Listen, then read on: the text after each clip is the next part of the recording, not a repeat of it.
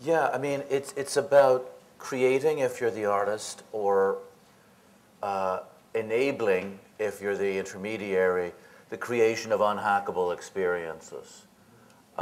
You know, which is more, you know, another way of saying getting paid to show up. In other words, you know, there is a tendency.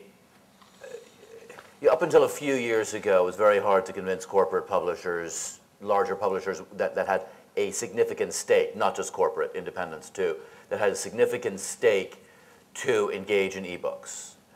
And in the last couple of years, that changed. And I wondered to myself, well, why is that changed, and what's the significance of that? And I pretty much said, if it has changed, it's because it doesn't matter. That if they've embraced ebooks, it's because ebooks aren't the threat. They're not the existential threat. Because they've assumed that, oh, okay, well, I can just get people to pay $10 for an ebook as opposed to $15 for a trade paperback. So I'm just going to keep the model the same. And that, of course, is just delusional. You know, there'll be money in it over the short run, but over the long run, the price of digital content's always gone to zero, and the money is going to be in the unhackable experience. It needn't necessarily be for the, you know, to reassure the hermits amongst writers, and I think we assume there are far more hermits amongst writers than there really are. It doesn't need necessarily mean that you have to do a dog and pony show every time. There's all kinds of ways in which you can create unhackable experiences around your connection with your audience that don't involve sort of dancing or being in an arena spectacular. The vinyl